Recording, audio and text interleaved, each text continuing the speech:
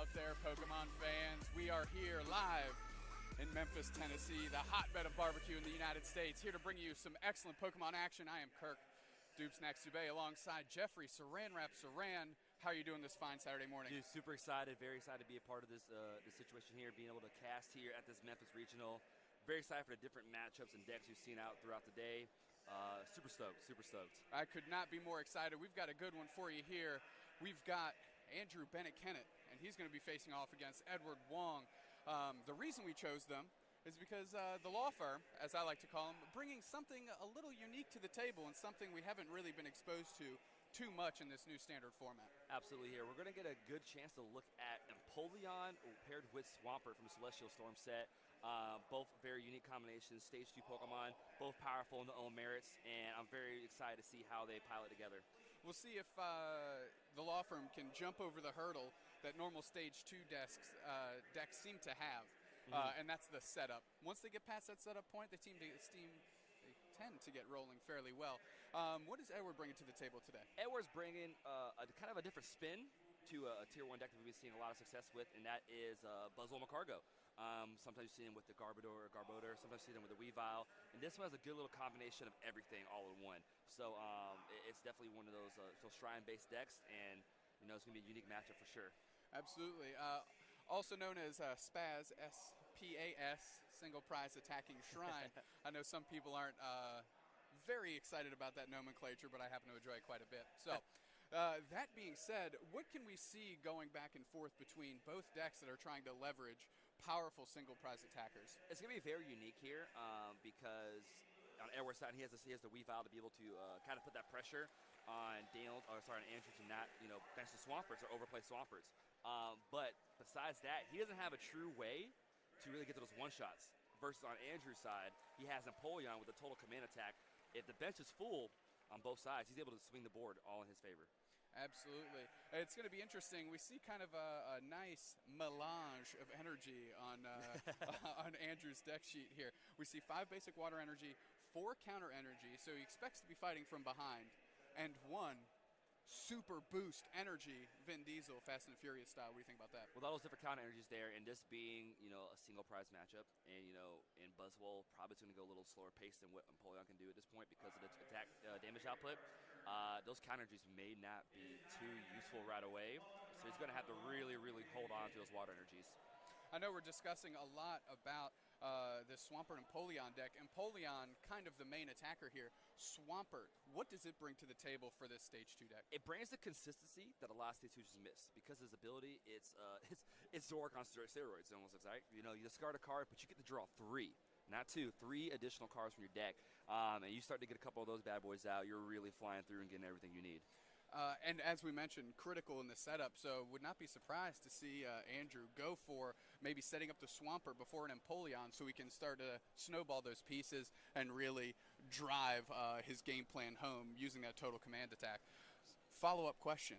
Empoleon has another attack. I believe it's called Whirlpool, which automatically discards an energy from your opponent's Pokemon.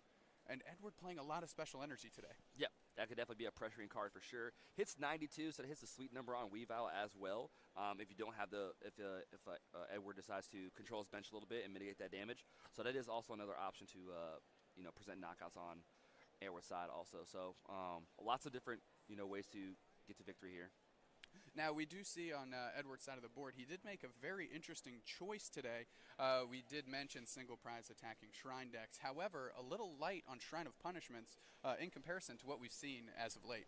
I think what the thought here is that he expects a lot of these 90X decks to run wild or run rampant here in Memphis, and he decided that let me up my consistency in other places, such as the additional Weavile line that we'd see from the Caleb Gettimer list from Oaks Regionals, and kind of work my way that way. He has a unique plethora of list of energy also between Rainbow, 2 counter energies versus the 1 that was played in the previous list, 2 units to consistency with the Weavile, and it was the fighting energy to be ready for the Buzzwolves to attack. Absolutely. Quite a plethora of energy on Edward's side of the board as well. 4 Rainbow, 2 Counter, 2 Unit, and that's Fairy, Dark Fighting.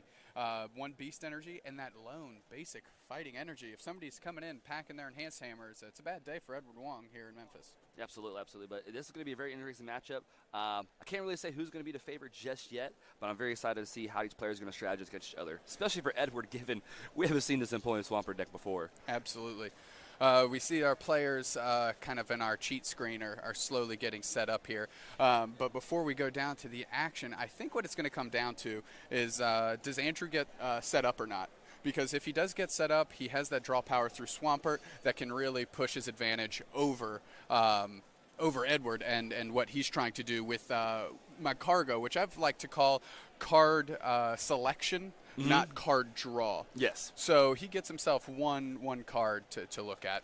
All right, so it looks like we're about ready to get started here. We're going to slide over to the game right now, and here we go.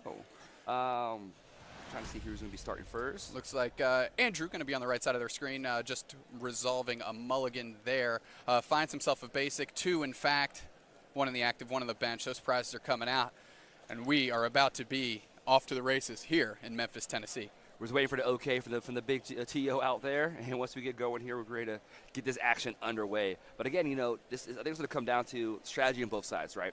Andrew's side going to have to control how many Swampers come out. We don't want to be able to have that Weavile get to that high damage output. And on the flip side, Edward really control and watch the item count on Andrew's side and pressure with those Trash Nice Garbodors. So Andrew going first gets his 2 basic Pokemon that he's looking for in Piplup and Mudkip. And now he's just going to try and get those bad boys set up. 1 energy coming down, Cynthia for 6. Yep, I mean, very, very, very fresh start here. You love to see those supporters at least in the opening hand, regardless of what may be there. You want to get a couple extra Pokemon down, but being fortunate enough to hit a Lily or a Cynthia that turn 1 is very reassuring. Absolutely. A lot of work on Edward's side if he wants to take a knockout on his first turn. We're going to have to see that Beast Energy and Diancie come down. Kind of the onus of these 70 HP Pokemon, basic Pokemon that we've been seeing. So are they able to see Andrew here with the Nest Ball get his Vulpix here? He doesn't have much in his hand. However, Vulpix does have that great attack through Beacon, being able to search his deck for any 2 Pokemon and place them in his hand. So that's going to be his route to setup here, as well as the Brooklet Hill coming down. Plenty of setup. Andrew navigating his deck very well. Those consistency cards all seem to be churning up right now. Brooklet Hill, Nest Ball. We're going to see if we can see the ever amazing Great Ball come down. It looks like he grabs yet another Mudkip, if I'm seeing that correctly. Yep, absolutely. It's kind of going back to your point you're making prior to this game here, is that you want to prioritize getting your setup Pokemon established so that you can continue strategy for the duration of the game. Just a pass from the law firm. He seems content with his setup. Edward Wong going to go to work with Baby Buzzwole in the active. Didn't see what was played there. He's Brooklet Hill yep, first. I believe he's just electing to use that Brooklet Hill. Stadiums work both ways. So Edward, before making any crazy decisions with his Nest Ball, maybe some other search effect, he's going to take inventory of his deck list here and take advantage of Andrew's Stadium in Absolutely. play. Go through, see what's prized, see what you need for your matchup, make sure you have all pieces in there, and kind of just go through that point there and realize what you have. So we see the Buzzwole coming down, and I think, chip away. Try to get that 160 HP of the Empoleon and Swampert down as best you can. Quick math here on Edward's side, trying to figure out exactly how he's going to navigate this very interesting deck that Andrew has presented to him. Just a Cynthia, going to see 6. Those Baby Buzzwoles paired up, ready to go. Doesn't look too interested in filling up his bench. Might know what's going on, and Law Firm's jig is up real early in this game. Yeah, absolutely. Here, I guess one thing he could do here, I'm not sure it was probably the best way to do it as far as early game. He can get the knockout on Piplup. Beast Energy Diancie can actually take the knockout and hinder his setup as far as his main attacker. I thought it was a Beast Energy for a second there. Unit Energy coming down, and a Sneasel as well hits the bench. And we're going to see just a Sledgehammer for 30. And back over to Andrew's side. And he does have a Rare Candy in hand. Does he have a way to get to one of those Stage 2 Pokemon and just has to Cynthia away the entire hand? Maybe he was giving himself a moment there, see what he peels off the top. No stage 2 showed itself. Cynthia, let's get a new 6 and see what we can do. I kind of like that idea also. One option could have been to, since he had the rare candy in hand and a Cynthia, auto retreat, go to the Vulpix and go ahead and beacon for your stage 2 Pokemon. However, Cynthia, let's see what else I can get here, any other board I can set up, and then proceed to get to the Vulpix turn. 6 cards don't seem to be much help. Hard retreat into that Vulpix. The beacon attack costs exactly 0, so he will have access to it this turn if he so chooses. And elects to Brooklet Hill now. Going to get that bench nice and full. If he ever does get to Empoleon, Total Command will be doing a hefty amount of damage now, 120 damage, or excuse me, 140 damage. I'm looking at his hand. I can't tell if that was a rare candy in the front and left there. It might be. It's a little bit of an interesting print he has. So if that's the case here, we walk around, we see one stage 1 and one stage 2 here. Looks like he went for Print Plump and Marsh Top, though, so that probably was not a rare candy in his hand, and decided to go with the step-by-step setup here for stage 2s. The interesting point here is he has a Beacon, a Alolan Vulpix in the active, and another one on the bench. So if this one gets knocked out, bring up the next one, keep on that development, and then try and use your 160 HP big attackers to swing the game. This is going to be a little bit tough comeback, though, because as this is a single prize matchup game, get behind even 1-2 prizes. While it does power up his counter energies, could be a little bit of a delay for him to get back to the game for the win. That is a great point, Jeff. That just means he's going to have to get far more mileage out of his single prize attackers in that mid to late game. See, I believe an Ultra Ball coming down, pitching a Choice Band and a card that's just a little bit out of my Looks like he grabbed the Rangaroo there off that Ultra Ball. And I do like that he's going for that Diancie here just to be able to take this knockout on the Vulpix. If he gets the Beast Energy, sorry about that. But, it's almost like he should just... that's definitely play there. Take out the Vulpix, keep hindering his setup there, and get ahead in the prize here. Because like we were saying before, the longer it takes for Andrew to get set up with these stage 2s, the more Edward can just power along with his Buzzwole. I think Andrew feels pretty safe. There is one Beast Energy in the deck. It's not like the days of yore with strong energy, giving that plus 20, making it a little bit easier to get to that 60. Counter energy coming down on the Sneasel and a Guzma. Hard retreat the Sneasel back into the Buzzwole with the unit energy, and we're going to see a knockout here after an Instruct for 3, of course. I like that. Instead of taking out the setup Pokemon, take out what's being set up. Exactly. Luckily, last turn, Andrew was able to get another Piplup down, so very, very aware that the attacker is coming in the form of Empoleon and getting that off the board. Absolutely here. So we do see the knockout through Sledgehammer on the active Piplup, and I believe that was an Empoleon top deck. It was indeed, which means it's one less piece that Andrew has to beacon for. And looking at Edward's deck list, he only has one way to disrupt any of the beacons that Andrew might go for, and that's through one copy of Judge. So Andrew going to be a little bit unhindered here, going to try and eye down his strategy for his next couple turns. We see that water energy coming down on the... I can barely see what that's that the Prinplup, sorry. Prinplup, thank you. Another Piplup hitting the bench. Piplup, Prinplup. Here we go. Yeah, and so, just a beacon. So unless this Judge comes down next turn, Andrew's going to be able to have his power draw through the first Swampert and really start rolling through and getting his board set up. But I kind of like your thought here. I would just keep beaconing and set it up until you get to the point to ready to start really rolling through the deck, because 160 HP is no joke to go through. Absolutely. I think we have a little bit of a tell here. Andrew not grabbing an Empoleon on that beacon, which is probably a solid sign for Edward that he's already got one in hand. Exactly. So one's coming down the pike if he's not quite ready for it. Exactly. And it looks like on Edward's hand, it's just a lot of Pokemon, not much support. So it looks like it's probably just going to be another Sledgehammer just for 30, which you're not really getting anywhere too fast here. Or sorry, for 50 with the Diancie on bench. Edward taking a look at his hand, as you mentioned, not a lot of action. Kind of reserved to commit the Slugma to the bench because he knows that damage output that the Empoleon is at is so high. However, the difference between 4 on his bench or 5 on his bench at this point in time doesn't matter. That's a knockout anyways. So once that consideration has been done, just 50 damage on the Vulpix, and Andrew cannot be any happier about that situation. Doesn't get knocked out, still has a set up Pokemon if he wants it, and we're going to see some stage 2s coming down. Empoleon, Swampert, The party is now beginning. We got 2 stage 2s out. Going to have the power draw. Get rid of Brooklyn Hill. His bench full. He does not need that. And that is an insane ability, Kirk. 3, draw 3, non-EX Pokemon. And its attack is no slouch either.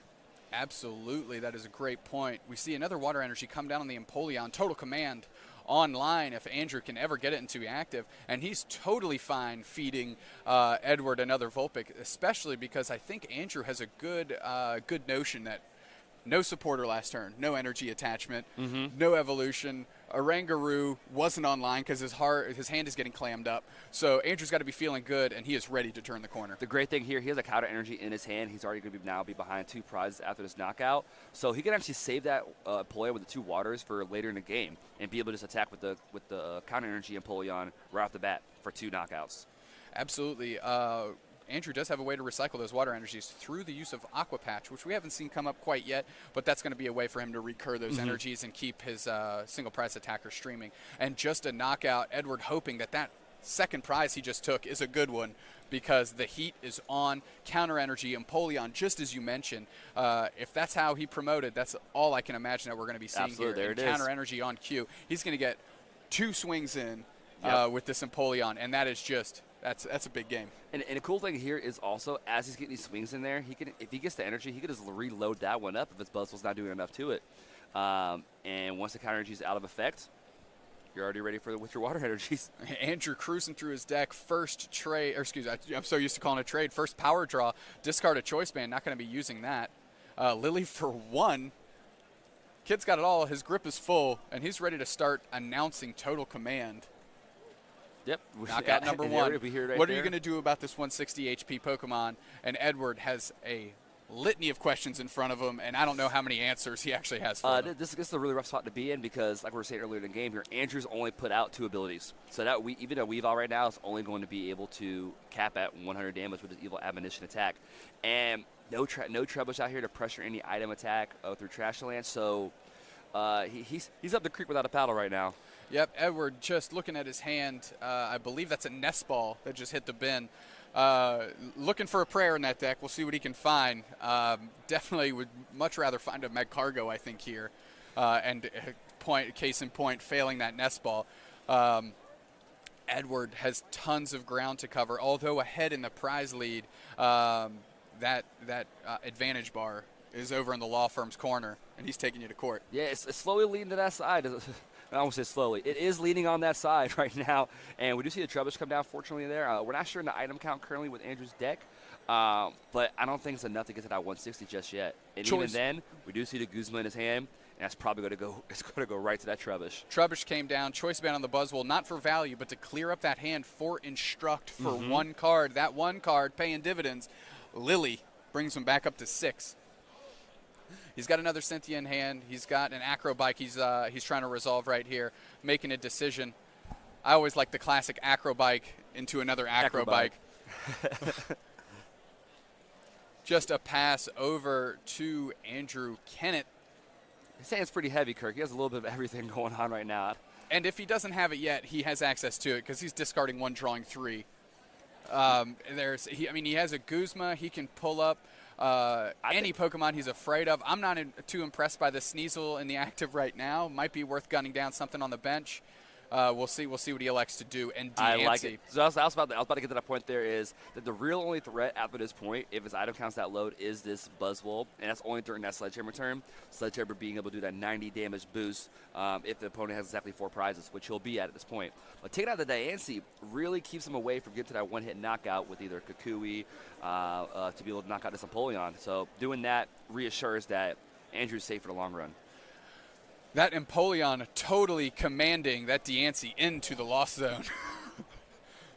Another knockout for the law firm, another prize taken, and we're back on Edward to try and make something happen. That was an effort to Chapter 1 of Kirk's Book of Puns, brought to you by LGN.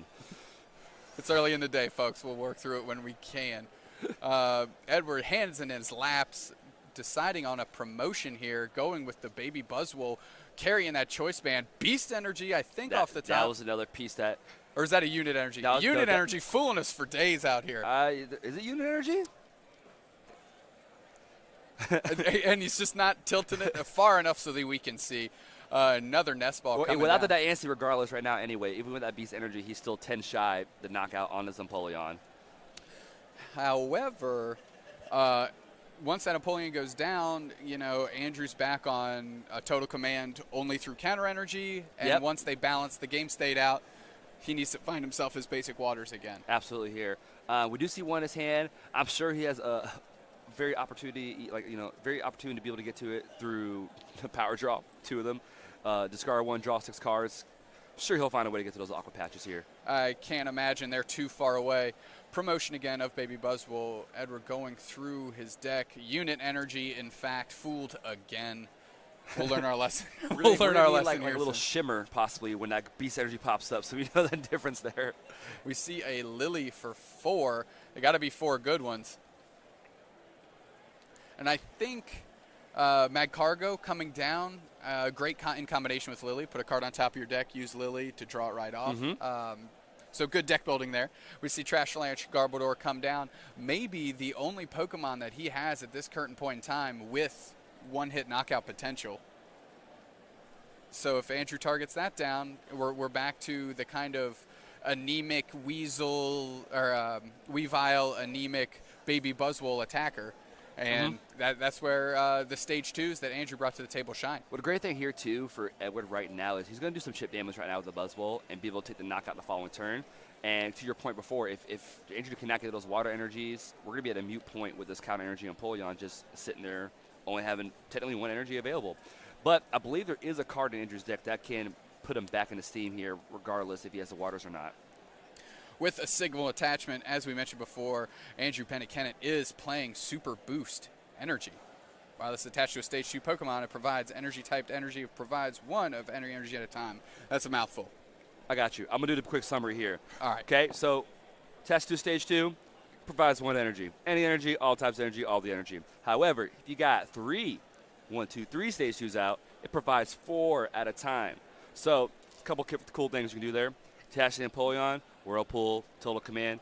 Or you can attach to the Swampert and use Hydro Pump, which is 80 and 20 more damage for each water energy attached. Super Boost Energy, 3 Stage 2s, it's 160 damage. That is the longest short description I've ever heard. Counter energy coming down on Piplup on the bench. Total Command and Total Control. Andrew Kennett still with that Empoleon in the active. No need to put the heat anywhere else. I'll just go ahead and attack again, take another prize, go down to 3. And Andrew, for the first time this game, has taken a prize lead. Absolutely here. And I do like the promotion of Weavile here versus the Garbodor because you want to see how far Andrew can stretch playing his items to get the full value out of Trashalanche.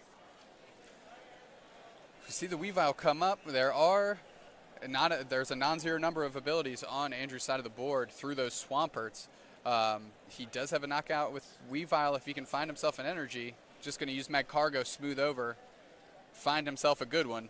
Going through that first little bit of his deck, I don't see many. Okay, so this looks like a rainbow of fighting and 1 counter energy left in his deck. So he still has the outs to be able to, attack with Trashalanche. But if he gets back ahead of prize or evens it up here, he only has the route to it through rainbow energy. It's a very interesting dance that both these players are making with their counter energies to make sure that they can stream attackers. Typically, trying to take advantage of the prize trade, single prize versus, a GX or EX knockout gives you 2. But when you're just going at it 1 at a time, the dichotomy of that's a little bit different. Absolutely here. Rainbow energy comes down on Weavile. Evil Admonition going to take a knockout on that Empoleon. Andrew, considering his promotion here, and he goes with the Empoleon counter energy. So he does have 1 water energy in hand, and counter energy does provide a colorless energy, even though when it's not in the effect of the card. So attaching that water will still let him allow him to use Total Command. And that's a great point about his attackers. He doesn't necessarily need it to provide 2 of any type. Just a colorless energy is fine for what he's trying to do in most scenarios. So Tapu Koko promo hitting the bench, flying flip attack, 20 all over the field, but most importantly, free retreat. Free retreat is a good pivot for when he wants to Guzma, and also it's an additional Pokemon for Total Command. So if I'm Edward here, I might be considering how this game is going. The game is a little bit further apart than 2 to 3 prizes. Yes. At least it feels that way to me. So interesting promotion here. We got Baby Buzzwole hitting the active. We are out of the juiced up Sledgehammer turn. There are, outside of Trashlanch Garbodor, there's no one-hit knockouts on the horizon for Edward. And with that promotion there, we might not see it this turn unless we have a Guzma energy attachment play. Absolutely here. Unless that Buzzwole had a previous energy from the prior turn, he could have used counter energy to maybe pull a swing around turn and hopefully get some heads there. However, if I'm Edward right now, I see counter energy water on an active Apollyon. I see counter energy on the Apollyon on a bench, just an Aqua Patch away from being reset up. You know, that's 2 attackers, 2 prizes left. You got to see those pieces there sometimes. Absolutely. We see Edward taking inventory of his discard. We saw him look at Andrew's discard. Rainbow Energy coming down, going to ping some damage onto the baby Buzzwole. And Sledgehammer for 30 here is not the most exciting thing that he can be doing. No, it's definitely not right now. I mean, Andrew's literally going to probably just draw a card and attack and get ready for game and just keep going through the punches. And set up the Empoleon. Could play Judge, honestly. I mean, he could do whatever.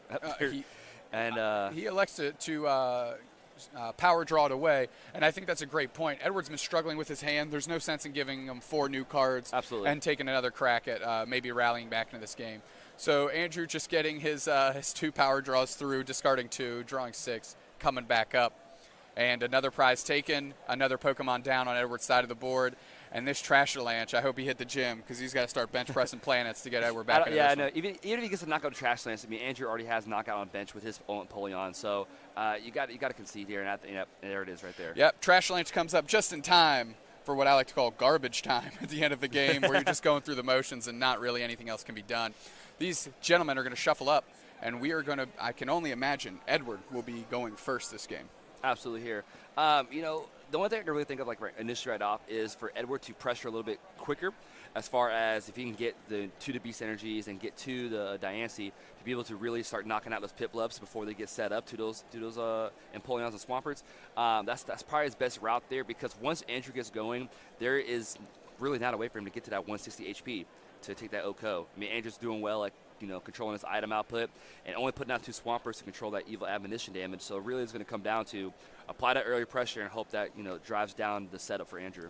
Yep, we're going to need, as you mentioned, he needs to roar out of the gates, maybe hit an early Beast Energy, Diancie to start taking some knockouts in there, maybe get a little bit creative with some Weavile damage early in the game. Once a Swampert set up, just to put 50 out there, so maybe the Buzzwole can come in and clean up, or the Garbodor can come in and clean up. But Andrew knows, he's very conscious, a very solid player, knows his damage output, I can control most of his damage options through controlling my abilities, through controlling my item usage. And if he puts them on the Sledgehammer for that 1 turn when he's at 4 prizes, and he can fade that as he did last game with the Guzma and the Diancie, then he's off to the races, and he can see the finish line. Absolutely. So Edward's going to have to change up his strategy a little bit, maybe think out a little bit outside of the box for this unorthodox deck that Andrew brought to the table.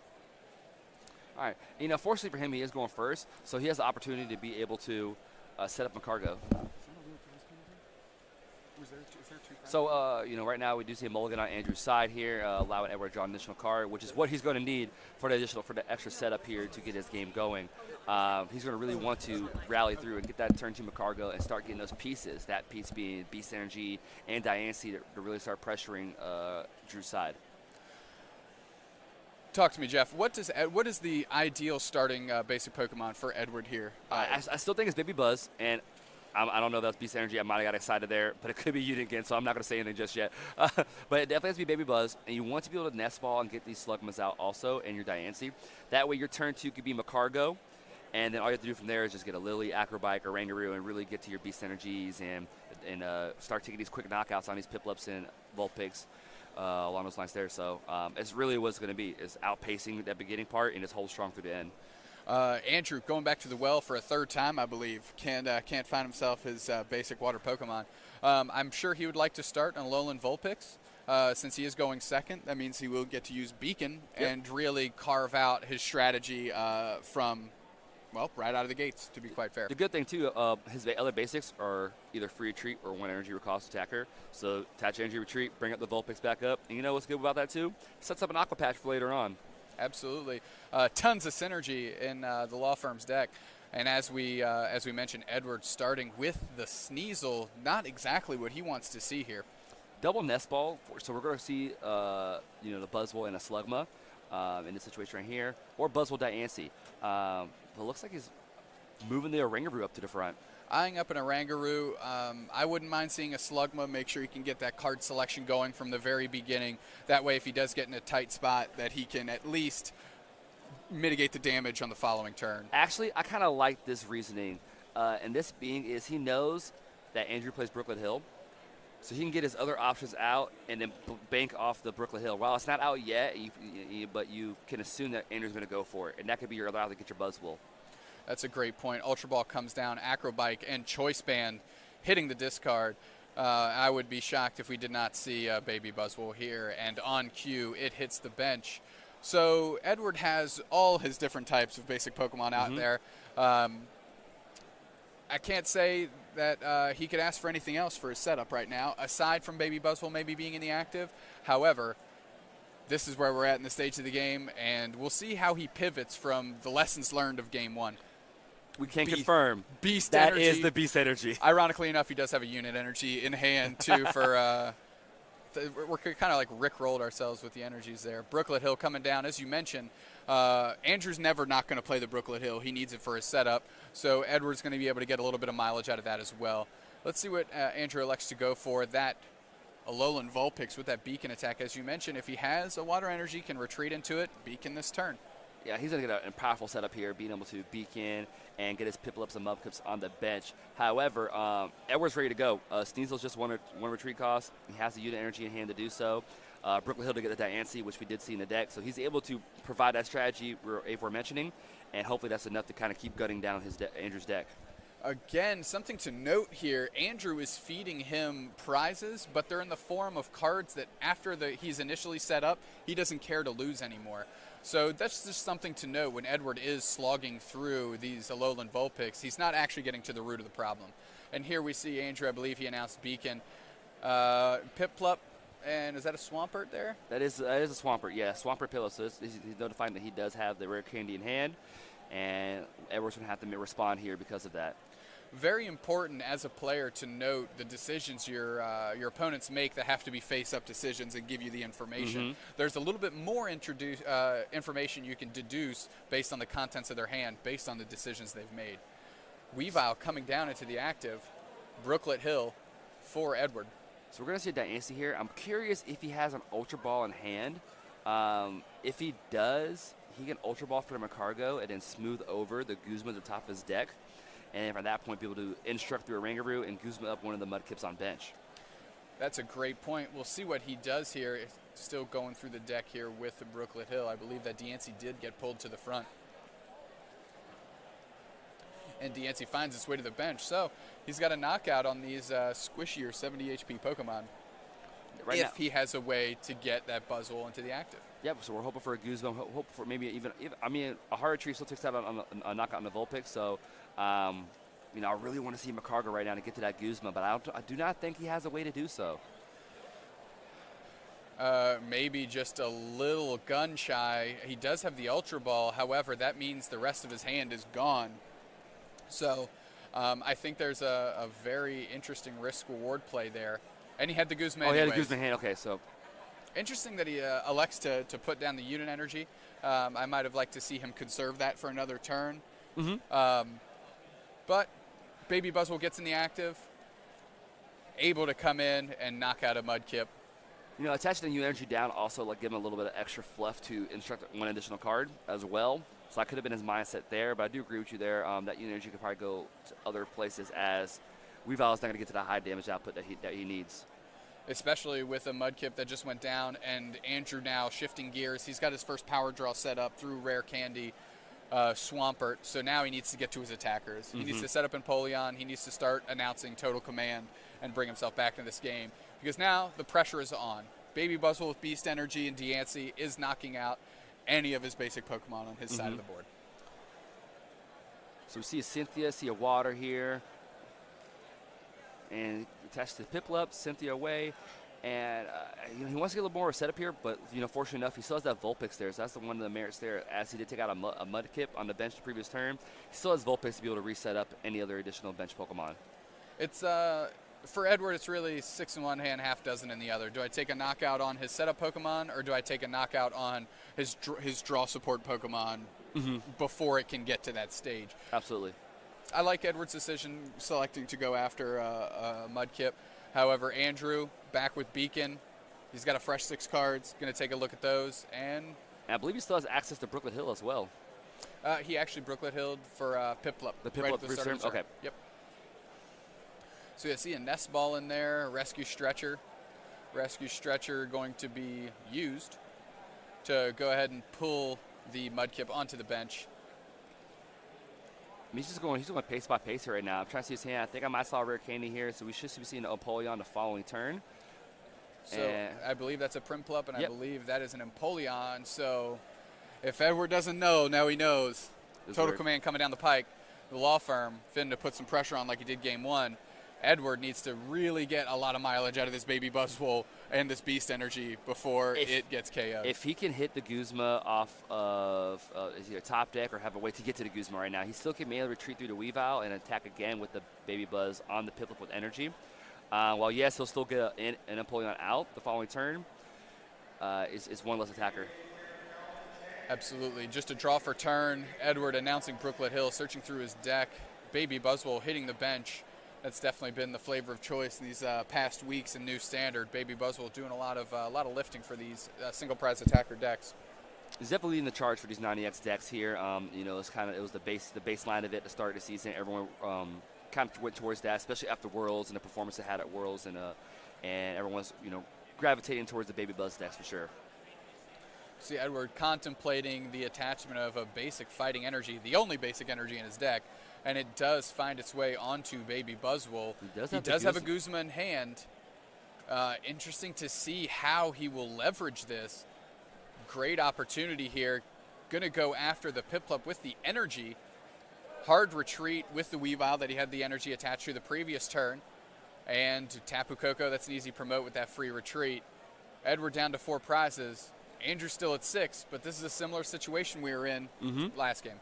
Yeah, and similar in the effect that, yes, 6 to 4, but I think it's a little different is that, Edward has the ability to, for sure, take knockouts, and he's hitting the Guzmas to do it. It's not just whatever Andrew gets him. No, he's attacking what he wants to knock out this game. Absolutely. I believe we see Marsh Stomp come down. Marsh stomping. And then Primplup in the bench as well. I believe he does have that Empoleon that he elected to power draw away. He does play 2 Rescue Stretchers, so I think he figures, let's get to the cards here, and once I hit the Rare Candy piece again, I can elect to bring it back. But I think a thought here is that with the Stage 1 setup, it does take out of the knockout range of a Buzzwole with the Beast Energy because of the HP count they have. So a couple different ways to go about it here. Thumbing through his hand, Andrew is at a crossroads with what to do here. Counter energy coming down on Swampert. So Andrew making an assessment here, playing a Cynthia. He might be changing gears, and we might see a different approach from him now that he's a little bit further behind, but his setup isn't to the same point as it was in Game 1. He's looking at it and says, okay, well, you changed up your game plan, which was draw the Beast Energy early, and now my game plan has to be something completely different. Absolutely here. And, Hydro Pump is no joke attack either, but it comes at a cost. 4 colorless energy needed to fulfill that energy cost for Hydro Pump. So 2 counter energy is going to have to be. With the power draw ability, maybe a little bit easier to find than otherwise would be. 6 cards coming. I think I see a Guzma, Cynthia in there, maybe an Aqua Patch Rescue Stretcher. Andrew thumbing through the cards pretty quick, didn't get a very solid look. Free retreat into Alolan Vulpix. And I got one word for you, Jeff, and that is Beacon. Here we go. If Edward can hit another Guzma here, 1, he's hitting everything he needs for his game. That'd be the first thing there. But 2, we take out the other additional Piplup on the bench over there, and Andrew's going to be forced to just attack with Swamperts, which need, like I said, a hefty 4 energy cost, which is exactly what Edward wants to see. While when he gets there, it is a heavy attack. It's getting there. Absolutely. We see a Primplup come down and another Swampert. Once Andrew, as we know, does get to double power draw, although that Weavile damage is cranked up to 100, he will be able to see pretty much the rest of his deck in the following few turns. I wonder if, since he went for the Swampert line right there versus the Empoleon line, he's doing a few things here. One, okay, there it is right there. It does bring up a point here. It says he either has the Empoleon in hand or he's baiting him to go after a different attacker with the Guzma versus going after the Piplup. So a couple different mind games that Andrew's trying to see and pressure Edward to make the right decision. That's a great point. As we mentioned, when you make those decisions with information that is naturally provided to your opponent, there are ways you can try and leverage it or jockey it either way. There are some deductions that you kind of want your opponent to make to maybe force them into a less than optimal line. But here we are. We see another energy come down on the Baby Buzzwole. It was a rainbow, so ping for 10 on it, maybe setting up for a swing around turn later on in the game. Weavile picks up a Choice Band, probably just to get it out of the deck, and a Cynthia, so Edward can see 6 new cards. The good thing about where Edward's at right now as well, while he has, the Buzzwole Beast energy up there, and now he has 2 energies on the bench Buzzwole, he's still not out of Sledgehammer turn yet. So as long as that Dancy stays, relevant in this game, it doesn't get knocked out at all. Once Andrew gets caught back up to his 4 prizes, he can still get another Haymaker-related attack to be able to take a one-hit knockout on a Pokemon through Buzzwole. We see an Ultra Ball come down, deciding what he wants to discard. I think it might be time to get that Magcargo up and running. We need that Magcargo here. That's the great thing, too. He's getting all his cards without his card selector. So, and that's what we had mentioned before. He could have Ultra Balled for it a little earlier and maybe force that Guzma play, but why do that when you just got it, right? Yep. I believe that's a Sneasel and a Lily that hits the discard. Magcargo promptly found, promptly slammed onto the board. Looks like we're not quite ready to smooth anything over just yet. Going to go through the rest of his hand and maybe make that decision here in a moment. You got to figure out what you need in the situation right now. You have Buzzwole's ready. It looks like he has a Kukui in hand. So, I think at this point is just, grab the additional energy to get Buzzwole ready for, that swing around turn that we were mentioning earlier. And make sure your Buzzwole is still in your deck, because what you can do after this active Buzzwole gets knocked out, you can either promote the swing around, hit heavy there, and then build a Brooklyn Hill for an additional Buzzwole to set up for that swing around turn, for the Sledgehammer turn. Interesting to note here, his bench is full and no Trubbish has come down, which is, as we mentioned, kind of his easiest avenue to a Haymaker attacker in the late game. So maybe expecting to take a couple knockouts, and he's not focused on it just yet. Yeah. Wants to get, Oranguru, Magcargo, Deancey, get those set up, and then worry about that secondary attacker when it's a little bit closer time for that to be relevant. Absolutely there. I fully agree there. And, pretty much once these Buzzwoles have had their use, then it's going to be time for Trash Twins to take over the game. Just a Sledgehammer knockout there on the Vulpix due to the added damage of Beast Energy and Deancey. Power draw number 1. Well, Guzma, Rare Candy, and Mystery Card, Empoleon, Swampert. All right, the party's all here now. We're back to the point to where he was similar to setup last game through having Empoleon and 2 Swamperts. Power drawing through the deck, getting everything he needs. And I do see Guzma, but I don't think I see a counter energy in his hand. Oh, there it is. Gold counter energy. Looks like he's mixing up his arts, keeping us on our toes here today. So he can try to go in with a Swampert if he chooses to. And what is that big 4 energy attack on Swampert again, Jeff? Hydro Pump. 80 base, 20 plus for each additional water. So if you have that super boost on him there, solid 160 damage. Let's go. So he has a Guzma. He has counter energy. So the question is, what's the KO? And getting Beast Energy off the board, never a bad choice. Never a bad choice. So it looks like the energy requirement for Hydro Pump is 3 colorless there. So misread on my part there. Lots of circles on that card, sorry. But so fortunately for him, he's able to use counter energy, just water, and hit the Hydro Pump right there for 140 damage. Edward in the stage of the game where he needs to promote a Pokemon. He does have a counter energy in hand, but he's not going to get a lot of mileage out of that outside of maybe a hard retreat with the Weavile. Looks like that's where he's going to go, and he does have the safety net if he needs to get it out of the active and find something a little bit better. Was that a Trubbish right off the top there? Yeah, it's a Trubbish. And, fun note there also, he didn't promote the Buzzwole, but if he had the 3rd energy and Kukui, double heads would have been a knockout on the Swampert. Sometimes you just got a high roll, right? Sometimes you got a high roll. Memphis. Maybe that's going to be in his sleeve later on in the game if he needs to. Edward going through the paces here, making sure at this critical juncture in the game he's not making any mistakes. I believe that was a nest ball that we just saw hit the discard. Good thinning practice. Get that out of the deck. Not going to need it later. Don't want to draw it again. Yeah, it's a good note here because we didn't mention that he already had the troubleshoot hand, so wide nest ball. To your point, yes, deck thinning. Thin your hand out. You never know when you might get judged or your hand might go back into your deck through Cynthia, and you want to have the most optimal chances to hit the cards you need. We see the Trubbish does, in fact, hit the bench and a smooth over. Edward thumbing through his deck. Let's see what he pulls to the front. And it is a unit energy provides. We can't confirm it's for sure unit energy. The beast energy is already here. Looks like that's what he selects. It provides either a fairy, a dark, or a fighting, which, conveniently enough for Edward's deck, covers his Weaviles and his Buzzwoles. Yeah, very, very versatile for this deck in particular here. You've seen some variants. I even played a Tapu Lele from the Celestial Storm set as well. But yeah, having a unit energy there, being able to evil admonition on this active Swampert and do what's going to be 100 damage. 120, I believe.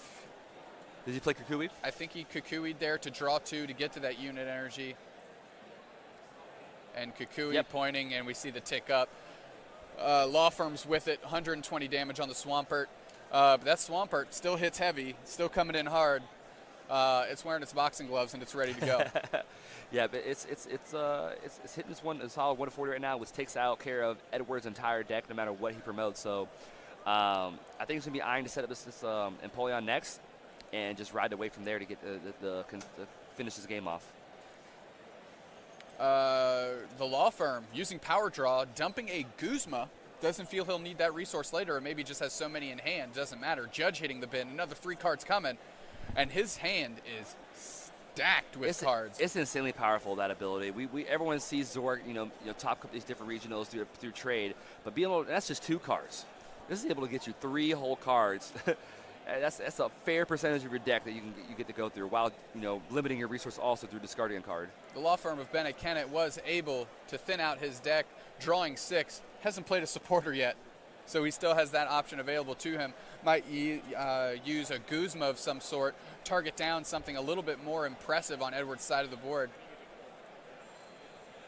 Yeah, if I kind of see there, right? Yep, Guzma gunning down where all the energy is. And we see the counter energy on the Empoleon. He does have total command, and he does have a knockout here whenever he elects to announce it. I like this play a lot here because it does a couple things here. It takes off the energy off the board, but now there is not a Buzzwole on board to handle a Sledgehammer turn, as Drew is at the 4 prize range. Exactly. Edward's going to have to cobble together quite a bit of resources to make that happen, starting with getting a Baby Buzz on the bench, energy attachment. He will be able to hard retreat. But the problem is here, the only thing he can knock out is something that already has damage on it.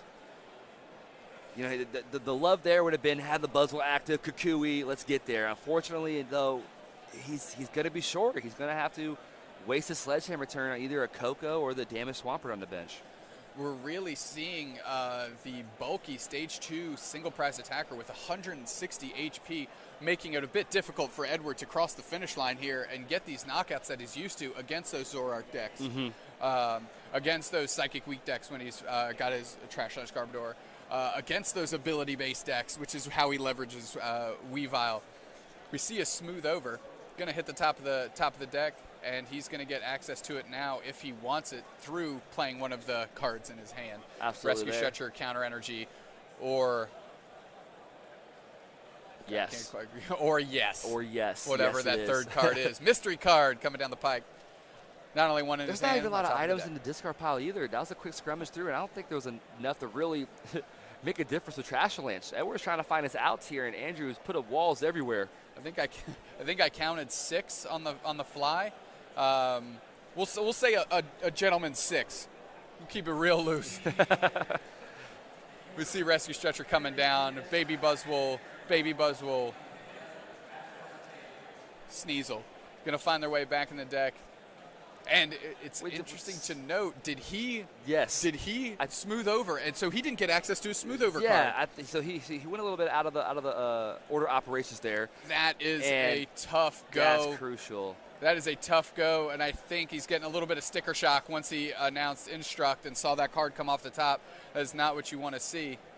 Is that heads? I said it. I didn't know the icy wind would have put it into effect to be able to put that Empoleon to sleep and keep him asleep. Get a little stall turn right there. It is not nap time for Empoleon now, and the law firm keeps his train rolling. At this point, I think he's just power drawing because he can. 1, 2, 3, super boost. Is super boost going to come down and be relevant? I really want just to see that come down to Swampert and just see a really powerful Hydro Pump on this board. Just the strongest. I just imagine like Pokemon Stadium 2 scene, massive Hydro Pump coming across the field, taking out everything. Power draw, hitting Aqua Patch X. So he's going to be able to power up another attacker right quick. Yeah, Drew Bennett hitting everything he needs at this point right now. Edward slowly seeing the writing on the wall. Not much left he could do. Again, Andrew's coming out of that 4 prize sledgehammer turn.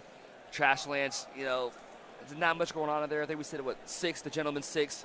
And, nothing else going to really get to that point for Edward. Just awkward promotions everywhere. There's nothing that looks exceptionally well. Any decision he's had to make, it's always kind of like, which one's not the worst? Rainbow Energy coming down on the Trash Lance Garbodor. Now we're going to see Smooth Over. I really hope the kid remembers to get that card in his hand before he plays his shuffle effect. Last turn would have definitely been a solid turn where he could have used a card out of his deck and just fell a little short. So we're going to see a cut here. Quick inventory of Andrew Kennett's discard pile. Maybe just equipping himself with a bit more knowledge before he makes this decision and what are kind of closing in on the final turns of the game. Absolutely. There's a Guzma there, and we're going to at least get the knockout on the Swampert. Okay. So limiting the draw power, however, still a very strong attacker that Andrew's going to have through that counter energy Empoleon because he will be back up on prizes. Yeah, we have counter energy Empoleon, hits a super boost energy in his hand. His hand's about 30 cards deep, so without disrupting that, that hand's the size of a side deck. That hand is stout. The fact that he's a shuffle through and take about 3 seconds to go through it says a lot about the power of power draw. Yep, another counter energy off the top. As we did mention, at least that can function as a colorless energy once he does get back in the lead. We see a basic water energy coming down on the Empoleon. Maybe wants to keep that one in the active. Just putting the water energy as a safety net. Counter energy, water energy, let's go. 8. So he's hit for 160 right now through total command with the 8 Pokemon total on bench. It's pretty powerful for a non-EX attacker to hit that much damage, plus be bulky. Yeah, exactly. Knockout, total command, Empoleon back in charge. Edward, another slow promote, and I can't blame him. There's not much he can do at this stage of the game. It's kind of gotten all sideways after that Buzzwole with the Beast Energy fell. And now we have Shrine of Punishment, 2 copies in hand. Andrew's past the point of Brooklet Hill being relevant anyways. Baby Buzzwole hits the bench. We're going to smooth over to see if we have any epiphanies going through the deck here. I think he's slowly realizing it, but, it's game 2. You're on stream. You want to try to do everything you can to try to find your different outs to this matchup right now. But it just looks like this Empoleon Swampert deck is well equipped to handle these Buzz Shrine decks. Absolutely. It's bulkier, it hits harder, more consistently once it gets set up, and that's an important distinction to make. Yeah, you are setting up 2 different stage 2s, not just one of each. You got to set up multiple copies of that. So through the power of Vulpix, and then once you get that initial power draw, things start to roll for you there. But this deck is incredibly strong. Just a sledgehammer for 50. Ouch. Yeah, that's a slight dent in Empoleon's armor, but he's able to push through with 110 HP left. Going to be able to total command and wipe that Buzzwole from existence right now. I don't wish this on Edward, but I wish this for our viewers and myself. I hope the law firm, to take the final prize of the game, hard retreats into Swampert, super boost energy, takes the knockout. That would be incredible to be able to see that. So I'm just going to throw that out there. I hope we get to see it. That would be just the bee's knees. Total command knockout. The look I just caught from Jeff, folks, is... I had to pause for a second for what I just heard out of my fellow commentator's mouth. So give me a second here to recoup. Trubbish comes up. into Trashlanch Garbodor. However, if he takes the knockout here, we could see the dream. If he takes the knockout here, then we won't have Super Boost active. Oh yeah, it has to be 3 stage 2s, unfortunately. So a lot of games within the game happening right now. Counter energy comes down. It is live. It is going to be doing what it needs to do. Now we're going to have an item count. 5, 6, 7. It should be knockout. And for some reason, I thought he was reaching for his GX marker. I was going to say, well, just got to make up an attack to rally back into this game. But no. Garbodor, trash this GX. Take out a Pokemon for every item in the discard. That is a thing that we just said. Smooth over, getting a card off the top. Instruct. Judge. Goodbye. 9,000 card hand. The law firm's still going to have access to a power draw after this, though. So 4 + 1 on the draw step, -1, 4 + 3, 7. Bang. That's what you start with. That's where we're at. It's inevitable. So because even right now he's at 6. He's going to have 6 Pokemon on bench. He just promotes the Empoleon. Total command. Wipes it away. Shakes his hand. Good day, sir. I am in tears in the booth up here. Having a good time here in Memphis. Good morning, Kurt. Good morning. Hopefully everybody out there is with us. Knockout, game over, pass, whatever. Things happen. Law firm takes it down 2-0 with his stage 2 decks. Wow. Here we go. I'll tell you what, we made it seem a bit more exciting in the end that really what Edward was unfortunately not able to cobble together. Glad to have you back in the booth with us. Again, we just saw the law firm, stage 2 dreams, crushing out there. It's crazy being a format compared to where we were previously, to where stage 2s can just run rampant like that. You see the true power of these different stage 2s. Unfortunately for Edward there, he wasn't able to rally to that game once Drew got going, but it's powerful that how that Empoleon Swampert deck does function. Well, and, you know, we mentioned a lot about the setup, and if you notice game 2, the law firm didn't get set up till after Edward had already taken 3 prizes, and then after that point it was just curtains. Yep. He was just employing, he's like, I have power draw, I have all my energy attachments, I finally get Napoleon built up. You know, he audibled to Hydro Pump to be able to, you know, kind of start pressure of his own, and just was able to close the game out. Counter energy, too easy. Aqua Patch, too easy. Let's slam the door on this bad boy. Let's go to round 2 in Memphis with a W. Absolutely. Yeah, but, you know, great from Drew there. I believe we are going to do an interview. Well, I believe so. Until we get the official word, we'll be sticking with you in front of the camera here. I liked it. I liked the deck. The deck was definitely fun. You love to see these different types of decks come to these regionals. You know, you see the previous results of the tournaments. You see the Buzz Shrines, Zoroark, Dot Deck, whatever it may be. And then you love to see these little spicy, you know, intuitive creations that people come up with and you see success with. Andrew Kennett, representing someone's PC, always writes about these wacky decks. Aerodactyl last year in Costa Mesa, top 16. Waylord put that on the map and personally gave me my entire World's Invite of last season. And now, Stage 2 Justice, Swampert and Empoleon, total command from the law firm. Yep. Rapping the gavel on the competition. I really want to see this deck more. I hope there's a lot more of these you know, variants out there just to kind of to see how they you know, go further in the tournament here through the 9 rounds. And you know, speaking of it, to get to day 2, that new format now that Pokemon has introduced to us, being able to hit that sweet 19 points and the whole party gets in. That's right. We will go to a quick break, and when we're back, the law firm, Drew Kennett, to give us the 1s and 2s on round 1 here in Memphis, Tennessee.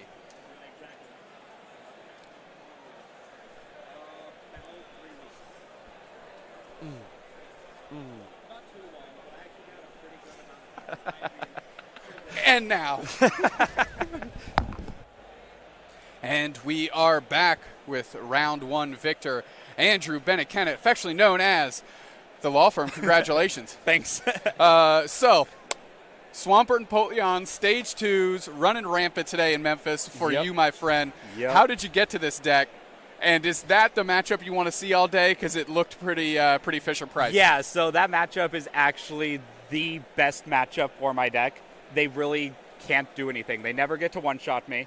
So I just always win the prize trades. Yeah, we saw that. We saw that in spades. You know, Yeah. Beast Energy, Deancey was the only way he could cut through your basics. Yep. And after that, once you got set up, Yeah, exactly. I just have to set up. That's why I was just okay with him killing everything and just beacon. And as soon as I set up, I knew I was going to win. But about like 3.5, 4 weeks ago, I saw the list on YouTube on Team Fish Knuckles. I saw his deck profile for it. Tennessee native, shout out. Yeah, I Josh saw that. Squeaky Market. And I was like, this deck seems amazing. It's super fun, and it seems like a meme, so it's right down my alley. And I decided to try it out, and I was like, wow, this is a real deal. Took it to second place in a 90-person League Cup, and I was like, okay. And I kept fixing the list, and playing it today, along with a couple of my buddies out there. So talk to us a little bit about some of the more interesting choices in here. To judge, that seems very counterintuitive based on what your deck's trying to do. Walk us through that. This morning. Those cards went in this morning. Chris Toporco, fellow team member, yesterday he goes, listen, we need to just take out all the lilies and play 4 judge. And I'm like, I hate that. I hate that more than anything because I need a setup, so I don't want to judge myself. But I compromised, and I was like, okay, against the bad matchups like Sylveon, Metagross, that's about it. You judge them, and they have the chance of dead drawing, so we get a little bit of advantage and hope for it. So it's kind of trying to fix the bad matchups. You can kind of mize through that stuff. Right, but at the same time, judge, I've lost to Let Loose Marshadow so many times just because I dead draw. So having the judge really could help me out there. Talk to me about Super Boost and Hydro Pump. I'll be completely honest. I was trying to play it. I knew it. I had it in my hand in front, hoping he was going to kill something. Or hoping he was going to kill the Coco, so I could just Super Boost Swampert knockout. That's what I was hoping for. I was hoping. That's what I style points to close out the game. I wanted to do it in the middle of the game for you guys, but I had to respect Enhanced Hammer a little bit. Because if he enhanced hammers that and it's stuck active, I couldn't really do anything. Right. So I had to respect it a little bit, even though it looked like he was basically playing the exact same list that won Philly or whatever. But so you got to be feeling pretty good for the rest of the tournament, especially if you run into a lot of those decks, which are incredibly popular in just North American tournaments, period. Yeah, that and Zoroark. I love it. All right. So. Feed the kid Baby Buzz. Feed the kid Zoroark, and he's off to the races. Off to a great start here, 1-0. All the way from Arizona, here to make it work in Tennessee. Law firm, I appreciate you coming by. Yeah, thank you. Keep picking up those W's, appreciate and hopefully we'll see you tomorrow. Yeah, definitely. And for all of you out there, thanks for sticking around. We'll be back with round 2. John Kettler, Jeff Saran will be in the booth.